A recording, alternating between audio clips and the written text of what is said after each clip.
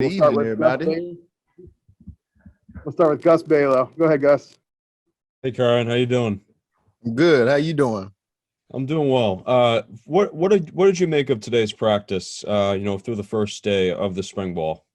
Like any other practice, it's just as a start out, but the intensity was great though. Like I never really seen that like that, but it was like any other practice. It was the energy was there, the focus was there, and just little minor details we got to work on.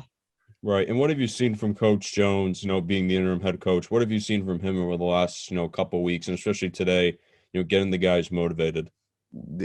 Like what you said, he brings that motivation. He brings that energy. Okay, we'll go next to Benton Smith with the Journal World. Go ahead, Benton. Hey, Kyron, how would you kind of describe Emmett Jones as a coach? I mean, you mentioned energy, but what about him and how he kind of deals with you guys stands out?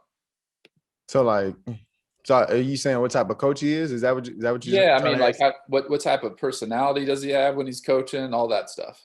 So like I said, he's just basically very motivating. He got a bunch of energy, and like when he speaks, it's like you are locked on to him. It's like he makes sure that you're focused up, because anything he says is like it's basically like motivation, or it's basically a word of confidence to get you going on that field.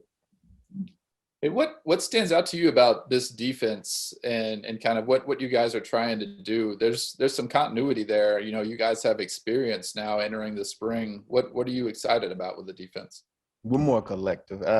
We've been collective, but like me personally, it's like the linebackers, like last year, we didn't really go out like that. And yes, due to COVID reasons as well, but like whenever we go out, it's like we make sure it's like a team thing. It's like linebackers and outside linebackers put together, and the D line, we'll tag them in as well. And it's more of a family oriented thing now.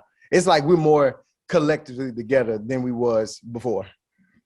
And just in terms of your personnel, you guys played a lot of young guys last year, and they got to get some experience through that. What maybe has you excited about some of the guys who are still young but still have a lot of promise?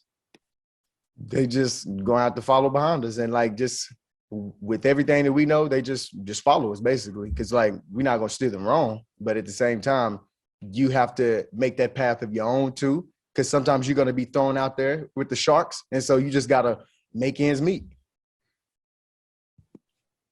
Okay, we'll go next to Sam Lance. Go ahead, Sam.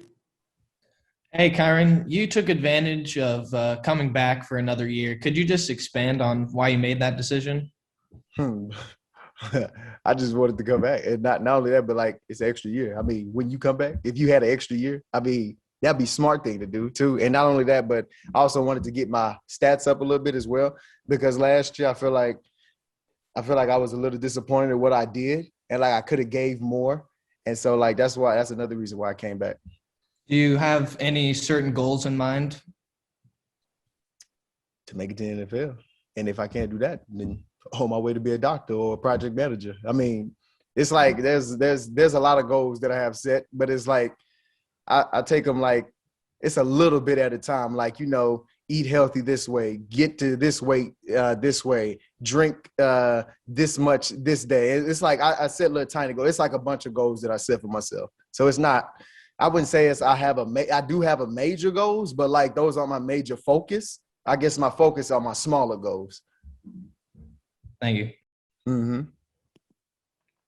We'll go next to Scott Chasen with 247 Sports. Go ahead, Scott. Hey, Kyron, how are you doing? I'm good. How about you? I'm good. Hey, just speaking on your decision to come back, were there guys on the team that you talked to while you were maybe thinking through it, if it was that long process at all of thinking through it? And who'd you tell first when you made up your mind? So, like, what are you saying? Like, are you asking did I talk to anybody on whether or not I was coming back, and, like, if I should make that decision? Is that what you're saying? Yeah. I mean, the only people I talk to is just my family, like my bloodline family, like my mom, my dad, my little brother, my older brother. I just talked to them. Everybody else, yes, I had conversation with them, but it was just more like, "Are you coming back, Kyron? Are you coming back?" Yeah. I mean, it was just simple. It was just that simple. Yeah. How'd your coaches react when you let them know, I guess, the formal decision that you were doing it? It was like, yeah, man, I like to see it. I love it. We need you. As a, they get that little the little "I'm excited to have you back" speech. You know how that is. Hey, in a big picture sense, there's been some uncertainty, especially with, coaching changes on staff. How important has it been for you, for other leaders on the team to kind of step up, communicate certain messages and make sure everyone kind of sticks together? So it has been for us to cope with this, like the changes within the coaches. So, it's just like for me, I've seen it all before because like I've come from, like I even seen it in my high school and I've seen it here. So it's just like, as stepping up as a leader, it's an obligation, and it's something that like, not that I have to do, but something that I need to do.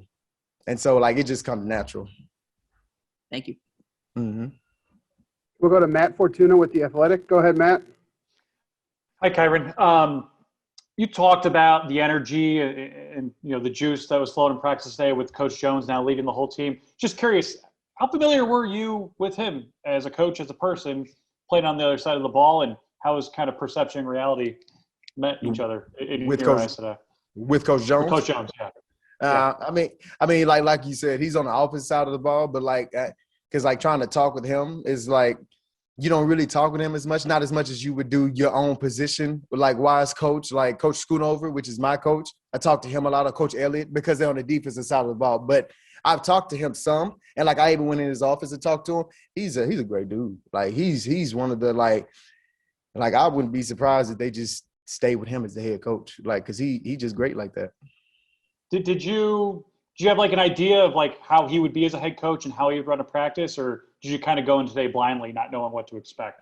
I just knew he was going to bring that juice. I just knew he was like going to bring that energy, that motivation. That's something to get this team going, calling people out that needs to be called out, not making sure that we not going down that same path that we've been going over and over and over again. Two more. We'll go to John Garber with Rivals. Go ahead, John. Hey, Kyron.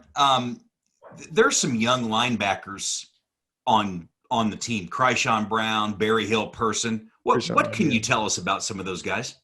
They're learning. They're inexperienced, and so like they don't really know. I wouldn't say they don't know the concept, but like they have to get the experience in order to know how to play the game. Because right now, going in, you can tell that they're getting the feel of it. It's basically how I looked like when I was a freshman or a sophomore. I didn't know what I was doing. I was just going with the flow of things, watching the dude ahead of me. And, like, that's how it's going to be. Like, they're just basically doing what they need to do in order to become great leaders in the future.